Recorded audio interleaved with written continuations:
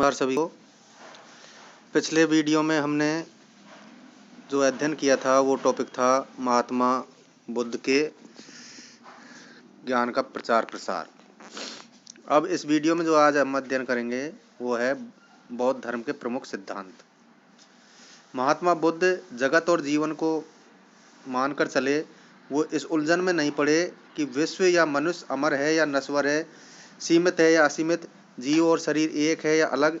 जब किसी ने उनसे इन प्रश्नों का उत्तर देने का आग्रह भी किया तो वो मौन रहकर ही उन्हें निरर्थक समझकर टालते रहे। उन्होंने जीवन का जैसा भी यह है वैसा मानकर व्यवहारिक दृष्टि से इसकी समस्या की खोज की। इस दृष्टि से उन्होंने अपने धर्म की इतनी अधिक नैतिक व्याख्या की कि कुछ विद्वानों ने तो ये कहना भी शुरू कर दिया था कि बौद्ध धर्म वास्तव में धर्म नहीं अपितु आचार शास्त्र है। परंतु ये मत भ्रांति मूलक है। ऐसा कहने वाले विद्वान भारतीय धर्म की संपूर्ण विशेषताओं में से अपरिचित रहे होंगे। मूलतः बौद्ध धर्म कोई पृथक दर्शन भी नहीं है, क्योंकि बुद्ध ने सत्ता संबंधी किसी प्रश्न पर कभी अपना विचार प्रकट नहीं किया। ये नितांत बुद्धिवादी है और इसमें अंधविश्वासों तथा अंध परंपराओं के लिए कोई स्थान नहीं है। उनका धर्म किसी यांत्रिक कर्मकांड, सूक्ष्म दार्शनिकता अथवा पौराणिक अंध मान्यता के ऊपर आधारित न था। उसका आधार तो मानव मात्र का कल्याण था। बौद्ध धर्म के मुख्य सिद्धांत जो है वो इस प्रकार माने गए हैं। सबसे पहले 4 आर्य सत्य। बौद्ध धर्म की आधारशिला है उसके 4 आर्य सत्य। उसके अन्य सभी सिद्धांतों का विकास इन 4 आर्य सत्यों के आधार पर ही हुआ है। और ये 4 आर्य सत्य जो है वो इस प्रकार माने जाते हैं। पहला है दुख।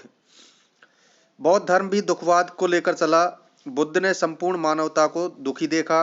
किसी को किसी बात का दुख तो किसी को अन्य किसी का दुख।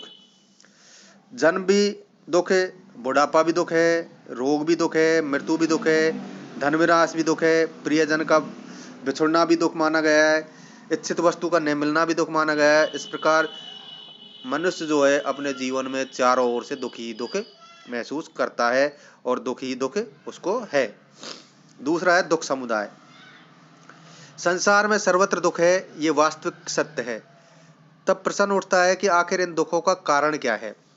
महात्मा बुद्ध की दृष्टि में इसका मूल कारण जो बताया गया है वो है तृष्णा या इच्छा।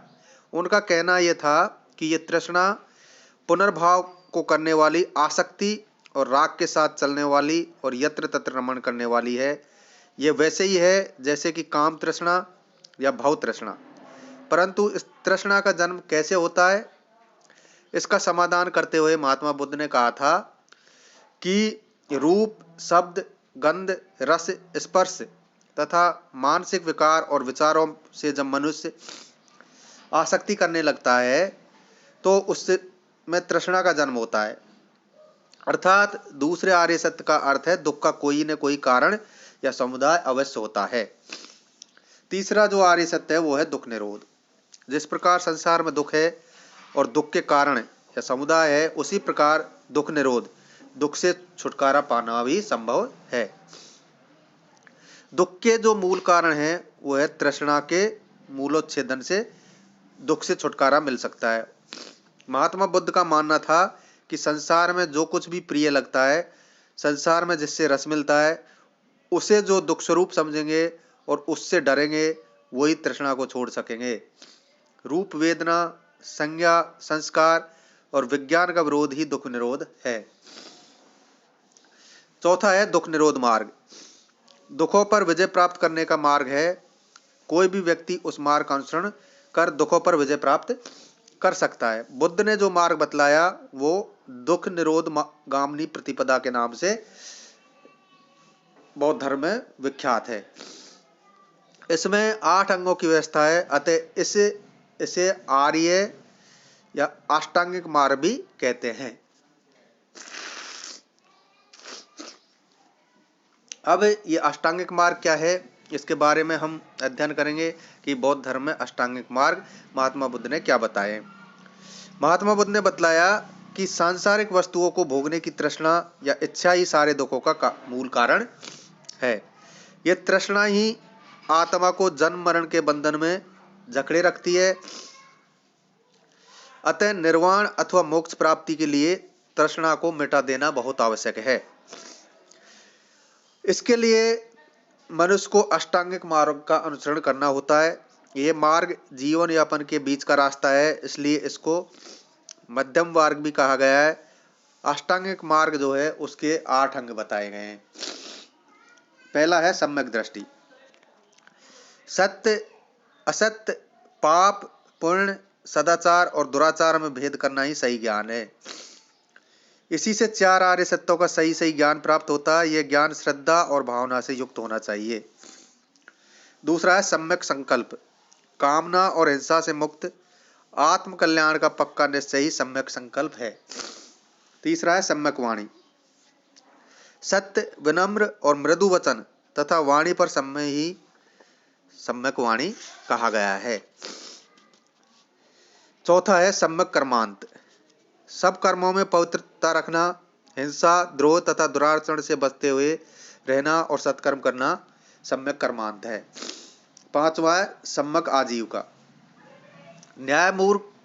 न्यायपूर्ण मार्ग से आजीविका चलाना, जीवन निर्वाह से निषिद्ध मार्गों का त्याग करना सम्यक आजीव है। छठा है सम्यक प्रयत्न। इसे सम्यक व्यायाम भी कहते हैं। इसका अर्थ है सत्कर्मों के लिए निरंतर उद्यम करते रहना। सातवां है सम्यक स्मृति। लोभ आदि चित्त के संतापों से बचना तथा उत्तम शिक्षाओं को सदैव याद रखना। फिर है मध्यम प्रतिपदा। सम्यक समाधि। आठवां राग तथा देश से रहित होकर चित्त की एकाग्रता को बनाए रखना सम्यक समाधि कहा गया है। फिर है मध्यम प्रतिपदा। दुख से छुटकारा पाने के लिए महात्मा बुद्ध ने जो अष्टांगिक मार्ग बतलाया था वह विशुद्ध आचार तत्वों पर आधारित था। उसमें न तो शारीरिक कष्ट एवं क्लेश से युक्त कठोर तपस्या को उचित बतलाया गया है और न ही अत्यधिक सांसारिक भोग विलास को।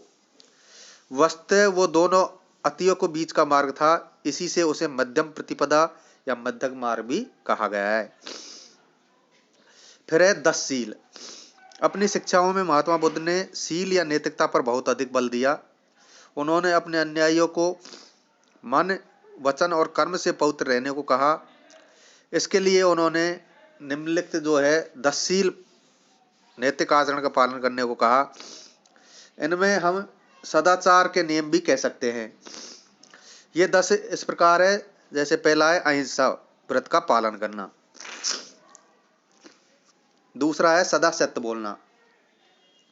तीसरा अस्तेय अर्थात चोरी न करना।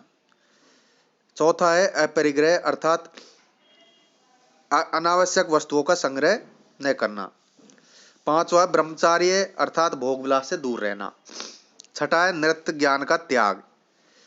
सातवां है सुगंधित पदार्थों का त्याग। आठवां असमय भोजन का त्याग। नौवां कोमल शैया का त्याग और 10वां है कामनी कंचन का त्याग। सदाचार के नियमों में से प्रथम 5 नियम महावीर स्वामी के 5 अणुव्रतों के ही समान माने गए हैं। बुद्ध के अनुसार इन 5 नियमों का पालन करना गृहस्थ अन्यायियों तथा साधु उपासकों दोनों के लिए आवश्यक है। इनका पालन करते हुए संसार त्याग करने पर भी मनुष्य सन्मार्ग की ओर बढ़ सकता है। अर्थात बुद्ध ने गृहस्थ लोगों को भी उज्जवल भविष्य का आश्वासन दिया। लेकिन जो व्यक्ति संसार की मोह माया को छोड़कर भिक्षु जीवन बिताता है उसके लिए शील के सभी 10 नियमों का पालन करना आवश्यक है। इस प्रकार बौद्ध धर्म में शील के नियमों के पालन में भिक्षुओं की अपेक्षा गृहस्थी जो लोग थे उनको अधिक ढील दी गई थी। तो इस प्रकार इस अध्याय में हमने 4 आर्य सत्य, अष्टांगिक मार्ग और 10 शील के बारे में अध्ययन किया जो बौद्ध धर्म के प्रमुख सिद्धांतों में माने जाते हैं।